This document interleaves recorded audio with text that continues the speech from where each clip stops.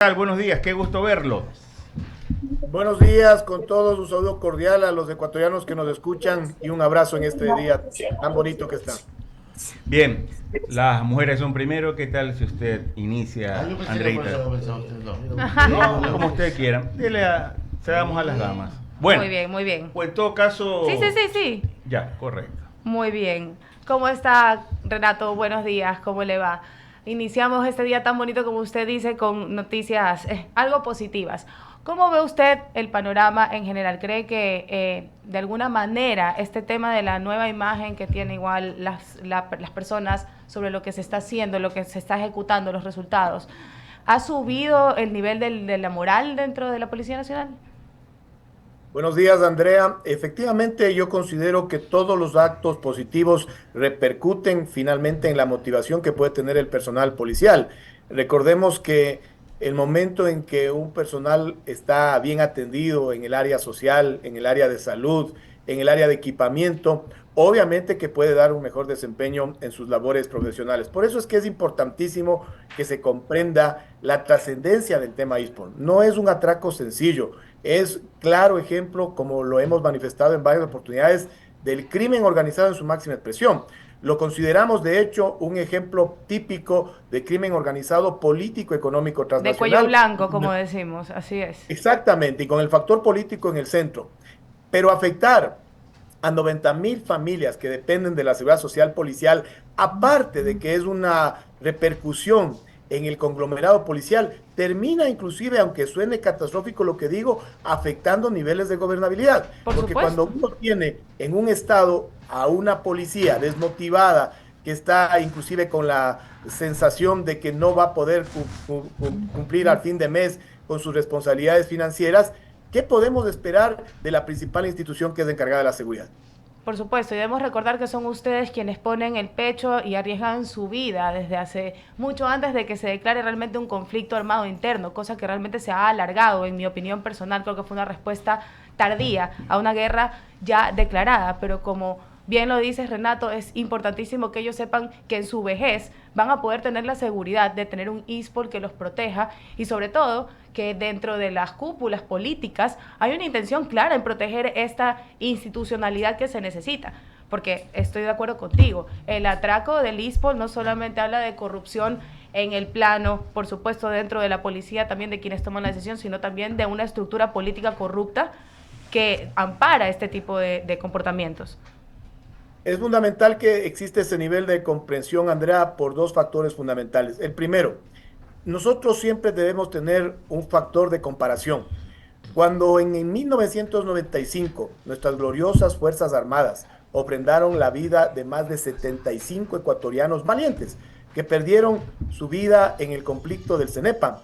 Bueno, hay que comprender, y lo he traído únicamente a colación del año 2020 a la fecha, que la Policía Nacional, desde que se presentaron las denuncias en el caso ISPOL, 203 policías han fallecido en actos del servicio. Es decir, la cuota de sangre que perdimos en el conflicto de Cenepa, que fue hace ya 24 años, van a cumplirse 29 años. En el caso de la Policía Nacional, es la ofrenda que anualmente se la entrega en las calles y avenidas del país. Por eso es que Brutal. esa lucha para recuperar los recursos hay que mantenerla porque son 203 familias que perdieron su principal sustento. Y cuando vemos el caso ISPOL en su configuración y comprendemos que existió, sí, directores generales que a mucho pesar nuestro fueron personas que utilizaron el mismo uniforme, pero que fueron traidores así institucionales, es, traidores verdaderos realmente de su institución. correcto, coludidos con otros directores a la interna del ISPOL, pero además con la complicidad clara, visible, palpable de los organismos de control de la época. Me Así es. refiero a la Superintendencia de Compañías Valores Seguros, a la Superintendencia de Bancos, el propio Banco Central, el Ministerio de Economía y Finanzas, y no se diga de las más altas esferas, porque aquí en el país se cree que 327 millones, como es el caso de la Operación SWAP, que estaban en bonos de deuda interna, cambian de titular y nadie se entera. No es así. El Ministerio de Finanzas reporta semanalmente a la Presidencia de la República qué pagos tienen que proveerse con la suficiente anticipación para no caer en default. En virtud de lo cual es también trascendental que se comprenda que es una lucha que no le compete solo a la Policía Nacional, a la interna, Totalmente, por sino supuesto. al Estado ecuatoriano en su conjunto. Y a los ciudadanos en general creo que nos compete también velar porque ustedes estén realmente con la cabeza fría, como decimos. Si lo que se les exige es salir a luchar contra narcotraficantes y grupos organizados al nivel que son. Yo te agradezco, Renato, el énfasis que has puesto para explicar las cosas.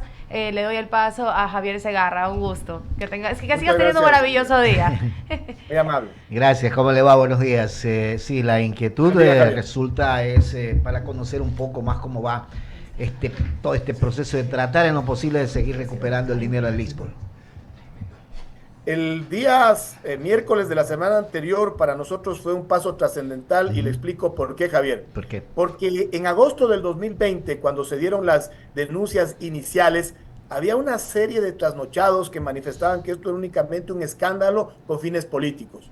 Bueno, 3 años y medio después, vamos viendo que varios casos ya han avanzado a etapas judiciales. Recordemos que el proceso que más rápido desenlace tuvo fue el de Citadel, que lo llevó justamente el extinto fiscal César Suárez, para quien va nuestro reconocimiento en su memoria y que hay que continuar en esta lucha por personas como él, muy valientes, que llegó al llamamiento a juicio para Luis Álvarez Villamar y su yerno Gonzalo Navarro, pero que está suspendido el juzgamiento hasta que uno de los dos sea ubicado. En el otro caso es el del miércoles. ¿Por qué? Porque era una investigación por peculado en el tramo denominado bonos con pacto de recompra, que le dan una afectación final al Lispol de $216 millones. Esto había superado ya la etapa de investigación previa, la etapa de instrucción fiscal, y estábamos en la audiencia de evaluación y preparatoria de juicio.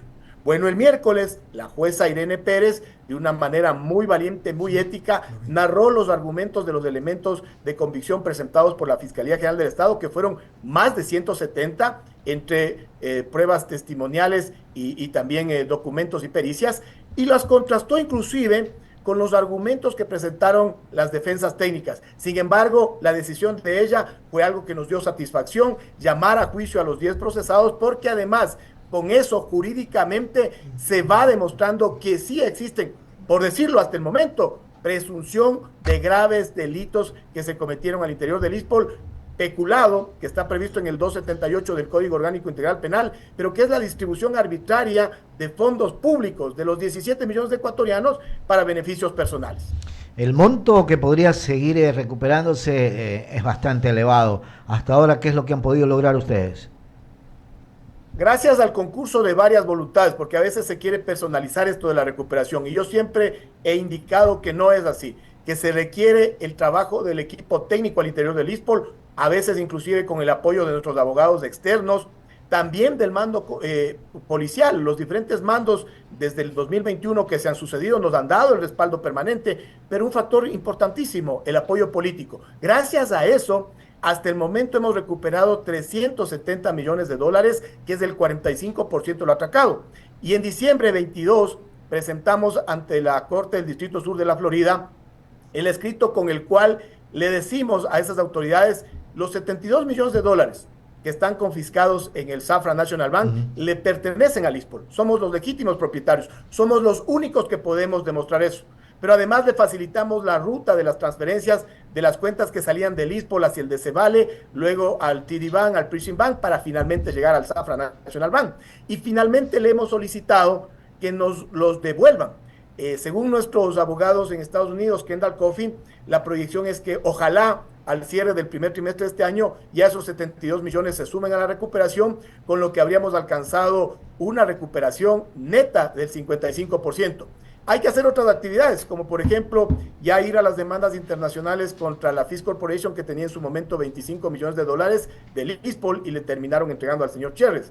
Hay que verificar también los códigos ISIN de bonos de deuda externa que supuestamente están en los custodios internacionales Euroclear o Clearstream o inclusive en el DTC, y que los está manejando Cherres todavía. Ya son demandas internacionales que tenemos que hacerlas. Finalmente, hay que agotar todos los esfuerzos por recuperar el mayor porcentaje posible. No se podrá recuperar todo, porque hay que comprender que hay recursos que en la corrupción ya se los licúan a través de pagos en fiestas, en farras, en spa de las amantes, como lo sabemos claramente, pero finalmente lo que falte lo vamos a obtener a través de una indemnización que tendrán que pagarnos las instituciones financieras que han participado de este atraco y que no cumplieron lo que ellos denominan la due diligence, es decir, la debida diligencia. Eduardo. Sí, ¿cómo está, mi querido coronel? Qué gusto de saludarlo siempre. Un saludo, Eduardo, un abrazo a la distancia. Lo mismo le digo. Había un dinero, había un valor en un banco, 75 millones o algo así, que usted nos contó la vez pasada, que estaban bastante cerca, que no les pagaban. ¿Qué pasó con ese valor? Ese justo es el tramo del Safra National Bank, están confiscados desde el año 2020, nosotros ya presentamos el escrito, sabemos que también Aseguradora del Sur ha tratado de presentarse como propietarios de 8 millones de esos 72, pero creemos, estamos convencidos que vamos a poder demostrar ante las Cortes norteamericanas que los recursos le pertenecen al ISPOL y ojalá, inclusive con el concurso diplomático, si se lo precisa en un momento determinado, a finales de marzo, a más tardar, ya podamos repatriar esos recursos que tanta falta le hacen inclusive a la economía ecuatoriana. Miren que en estos momentos que estamos hablando del riesgo que corre la dolarización, hay que reflexionar qué infames que fueron estos mal llamados ecuatorianos, porque estos realmente son unos verdaderos apátridas que se llevaron 700 millones de la seguridad social policial, pero se la sacaron al exterior. ¿Cuán beneficiosos serían esos 700 millones de dólares metidos en el sector productivo ecuatoriano en estos momentos? Me alegro que sea hasta marzo, Renato. Vea, mi querido, hasta marzo, si no es hasta marzo, abril, mayo, porque usted viene en una pelea porque es un tiempista, va hasta que lo consigue. Yo me alegro mucho eso y me alegro. Y ojalá que las instancias diplomáticas también del Ecuador ayuden, porque todos saben la barbaridad y el delito que se perpetró contra la ISPOL. Y en el mismo tema, y hablando de las mismas cosas, en el Ecuador hay algunos bienes que se están pesquisando, se están tratando, o todo lo demás solo está afuera, mi querido Renato. No, nosotros justamente hace 2 semanas tuvimos una reunión con el señor viceministro Leonel Calderón y él tenía esta misma inquietud. Me decía, coronel, ¿cómo van las tareas de recuperación? Porque entiendo que es un tema pendiente también por parte de la señora ministra de Gobierno, que a su vez es la ministra del Interior encargada, el saber qué se ha hecho, pero sobre todo qué está pendiente de hacer en las tareas de recuperación. Al interior del país, nosotros estamos convencidos que aún hay recursos por recuperar. Un tema, por ejemplo, el Cuagrán. En este tramo nosotros nos vimos afectados en aproximadamente 25 millones de dólares. A nuestro criterio, el Banco del Austro, utilizando una escritura que está planteado un proceso de nulidad, ha tomado posesión de estos hilos y los está utilizando en su beneficio propio. Pero nosotros no nos hemos dado por vencidos. No lo vamos a hacer. Daremos lucha en las Cortes y donde tenga que darse lucha. Pero además, ese es un tema muy importante para nosotros porque resulta que aquí un banco privado nos deja mirándonos la cara al resto de acreedores cuando los más afectados somos el ISPOL por una parte y el BIES. Claro, lo que se pretende aquí es que el sector público no tenga quien los defienda, no tenga quien haga la lucha por ellos. Bueno, se equivocan, señores del Banco del Austro. Nosotros vamos a dar esa pelea. Está pendiente, sino que debemos ser muy estratégicos y además determinar el momento oportuno en el que damos los avances. Eso por citar un caso. Hay otros temas que todavía están en investigación previa, por ejemplo, la hacienda Anchamaza, que esperaríamos ya en los próximos días sea llamado a audiencia de formulación de cargos. Álvaro de Guzmán, que está sentenciado en el caso Las Torres, ahí son 14 millones de dólares. Pero además, tenemos otros temas en litigios extrajudiciales y judiciales que debemos determinar también cuándo se agoten estas respectivas instancias para proceder a otras nuevas. Sin embargo, lo que importa es continuar en esta lucha sostenida. Hay que comprender que al ISPO le atracaron en aproximadamente 6 o 7 años, desde el 2013 hasta noviembre del 2019. Por lo tanto, las tareas de recuperación tomarán, en el mejor de los casos, 1 década y no me sorprendería que sean 2. Solo para pasarle a Ramiro Cepena, siga adelante, Renato. ¿Hay alguna propiedad de estos de Cuagrán, de estos que tiene también la CFN o de algún puerto, algo que tiene CFN? ¿Sabe algo de eso? Desconozco, tal vez el único puerto es el que manifiesto de Cuagrán, porque además recordemos que era una relación simbiótica entre Delcor, Cuagrán y Fertisolubles. Nosotros logramos hace varios años, hace aproximadamente 2 años, lograr una recuperación efectiva de las oficinas de Delcor que quedan en Plaza Lagos, en el edificio sobre donde está la cafetería Tinta Café. Sí. Ahí estamos inclusive funcionando administrativamente como ISPOL, pero aparte de eso, no hemos realizado una recuperación efectiva en este tramo y aspiraríamos, como les manifestaba, que dependiendo de la estrategia jurídica que definamos, lograr hacerlo en los próximos meses. Gracias, Renato. Sigue Ramiro Cepeda con la entrevista. Coronel, ¿cómo le va? Gusto en saludarlo. ¿Cómo está, Ramiro? Buen día. Vea, hace algunos días fue noticia y la pregunta le hago con todo respeto y consideración para que usted explique qué fue lo que pasó. Fue noticia de que algún dinero fue depositado en una cuenta suya. ¿Cómo podría explicarnos qué fue lo que sucedió? Porque si a mí me depositan los $150,000, por decir algo, en mi cuenta, España. o sea, yo averiguo de quién es. Primero, que no me los aceptan en la cuenta porque no es algo normal. Y segundo, inmediatamente salta una alerta. ¿Qué fue lo que sucedió, Renato? Para mí lo primero que me vino es justamente esa imagen de sorpresa, pero de preocupación. Y les explico. El viernes 19 de enero yo debía recibir el pago de un interés de un depósito a plazo fijo que mantengo en una cooperativa.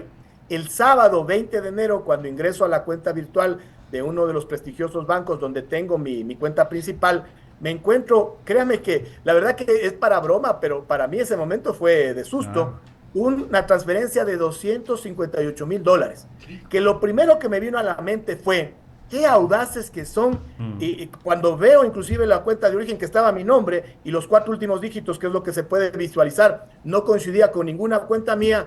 Lo primero que yo pensé es, esto es crimen organizado, ya mismo me sacan en ese medio digital de alias Boina que tiene nexos con el narcotráfico para escandalizar, porque así actúan. Lo vimos en Metástasis cuando se hablaba de que a la fiscal Livia Sarabia se le depositen $100,000 sin conocimiento de ella y se le escandalice para mermar el prestigio, causar deshonra, ¿correcto? Lo que hice como reacción fue reportarle a mi comandante general a través de un mensaje, avisar a amigos y familiares y denunciar públicamente en la red social X. Luego llamé al banco, al call center, y pedí que se bloqueen esos recursos. La verdad que en el transcurso del fin de semana, los ejecutivos de la cooperativa se comunicaron conmigo y me pidieron una cita, y el lunes siguiente, a primera hora, debo reconocer la caballerosidad de la cortesía, me visitó el gerente general de la cooperativa y me explicó que fue un problema operativo de ellos, que me depositaron 100 veces el valor que debían depositarme, y que el asunto de los 4 dígitos de la cuenta es porque ese era el número de la operación que ellos tenían registrados, no era en sí una cuenta de ahorros ni corriente. Y les pedí yo que eso me lo den por escrito, porque recordemos que al momento no se trata solo de la persona natural Renato González. Ser y parecer. Entonces, el contexto es diferente. Estoy en medio de un barullo de $950 millones. Por ahí asomaba, como les digo yo, uno de estos medios digitales que son realmente de narcocomunicadores, exaltando que he transferido una cuenta X a una cuenta Y, $258,000. ¿Quién me lo creía? Si pese a que yo fui el denunciante, se permitieron decir de todo algunas personas que no tienen conocimiento cabal de esto. Pero además, yo lo hice para que se comprenda la gravedad y la debilidad de nuestro sistema financiero. He hecho un consejo a las autoridades de control y a las autoridades de las instituciones financieras. Debería incluirse un control adicional para que todo depósito o toda transferencia superior a los $5,000 sea consultado el titular de la cuenta que recibe. Porque lo contrario, todos, ustedes, yo, cualquier ecuatoriano que tiene una cuenta de ahorros o una cuenta corriente, estamos expuestos a que esas cuentas sean... Por un acaso, Renato, por un acaso, coronel, esa disposición existe. Por un acaso, lo que hubo fue una negligencia de la institución donde usted tiene su cuenta, ¿ya? Así es. Porque ese tipo de controles sí existen. Miren qué peligroso. Yo daba el ejemplo de una persona que tenga un bono de desarrollo humano, que solamente tiene la cuenta y cobra una vez al mes, y el resto de los días del mes puede ser utilizada para lavado de activos la cuenta y ni se entera. Eso me sucedió a mí, pues, porque yo recibo una transferencia de 258,000 sin enterarme. Entonces, por ventaja, esto ya fue solventado. Me pidió la cooperativa que realice la devolución del pago en exceso. Esa parte ya me dolió porque en esos días me veía muy guapo, decían que hasta tengo pelo, ¿no? Pero la verdad que había que hacerlo sobre todo para que quede la claridad, porque nosotros estamos sometidos a procesos inclusive... Qué bueno que lo aclare, Renato, porque en verdad era un tema que no lo podía dejar pasar por alto y porque la verdad tiene que salir, pero esa institución en la que tiene el dinero debe tener una alerta y una llamada a la atención de parte de la superintendencia de bancos, porque los controles y la exposición existen. Le paso a de mi las dos compañero. instituciones, Ramiro, Dígame. porque recuerde que la emisora, también le salieron $258,000, que inclusive a partir de mi caso se alertaron para hacer una auditoría porque no tienen conciencia de cuántas veces les pudo haber ocurrido. Y la otra, la receptora también, porque cuando usted va a hacer una transferencia, es más, cuando usted va a abrir una cuenta, le piden unos formularios inmensos de personas políticamente expuestas. Los y a mí me sorprende que en horas de la noche del viernes se recibió esa transferencia y nadie se dio por enterado. Qué raro. Bueno, gracias, Ramiro. Coronel, qué gusto saludarlo. Rápidamente, coronel. La última vez que nos visitó nos dijo que quisiera, señaló en ese entonces, que el gobierno tenga conciencia de lo que es el tema ISPOL. Han transcurrido algunos meses. ¿Cree usted que ya el gobierno tiene conocimiento pleno de lo que del tema de ISPOL? Enrique, buen día. Llegar a conocer el tema ISPOL a cabalidad no es tarea fácil. Mire que, como yo les explicaba, en su momento yo fui trasladado de mi anterior designación al ISPOL para ayudar a comprender esto, porque fue una trama muy bien estructurada. La verdad que son mentes brillantes, pero que utilizan esa inteligencia para el mal. Por lo tanto, el tema ISPOL hay que irlo comprendiendo muchas de las veces por fases. Ya he tenido yo 2 reuniones con el viceministro Leonel Calderón, quien ha sido muy receptivo en cuanto al traslado de información de lo que se ha hecho, de lo que aquí pasó, pero sobre todo de lo que está pendiente por hacer.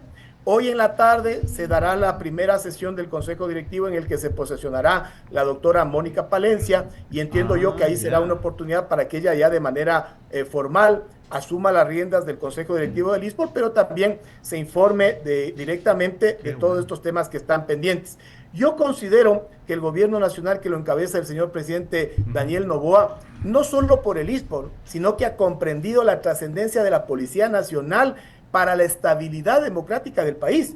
Es por eso que en menos de 3 meses de gestión se ha logrado evidenciar un apoyo frontal a Fuerzas Armadas y a Policía Nacional. Ayer revisaba las cifras de que Fuerzas Armadas había incrementado su imagen a un 83%, sí, y la policía me parece que está bordeando el 60%, sí, con el desgaste natural que tiene la institución policial al tener que enfrentar constantemente el crimen organizado. Pero lo decía Andrea al inicio de esta entrevista, la Policía Nacional en el año 2020, recuerden ustedes, cuando había la pandemia y que se reconocía a los médicos, a las enfermeras, a los bomberos por estar en primera línea, la Policía Nacional siempre ha sido muy humilde.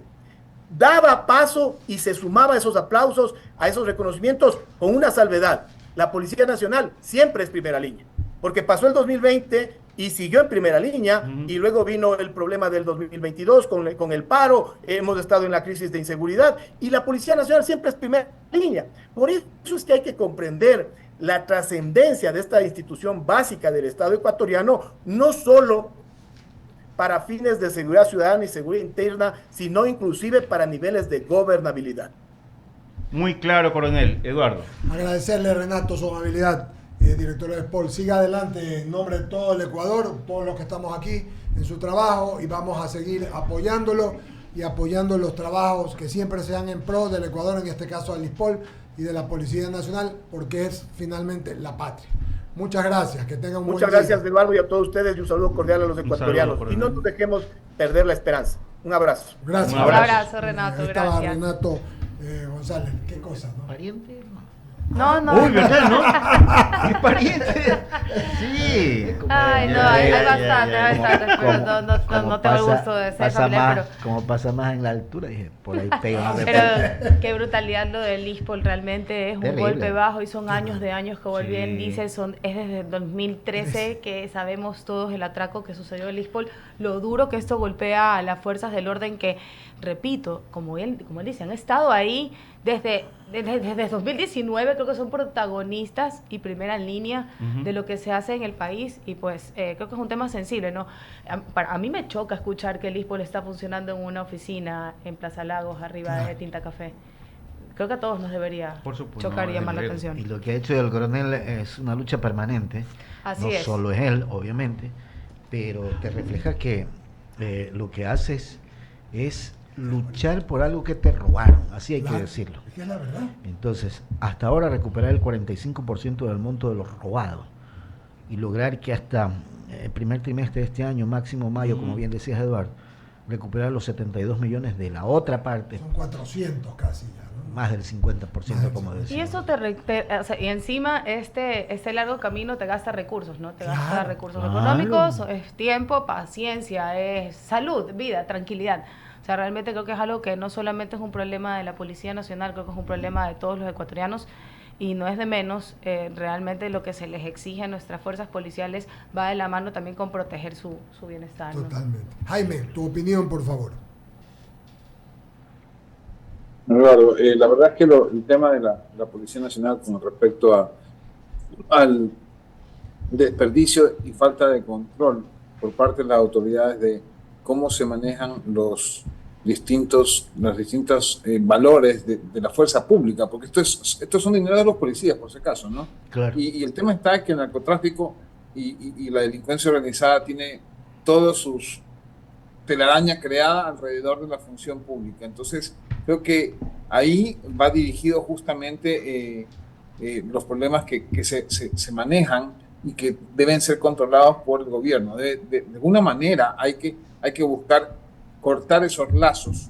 La única forma de hacerlo es ser sumamente firme y con muchísimo control, que no existen en el tema público, y más bien lo que sucede es que se corrompen conciencias, y los ecuatorianos que estamos acá vemos desde lejos justamente este tipo de cosas que son un mal ejemplo como país. Sí, efectivamente. Oiga, nos toca pagar un corte comercial, tenemos una entrevista más y tenemos algunos comentarios que hacer. Regresamos enseguida, está escuchando el diálogo Jaime Velázquez, Andrea González, Javier Segarra,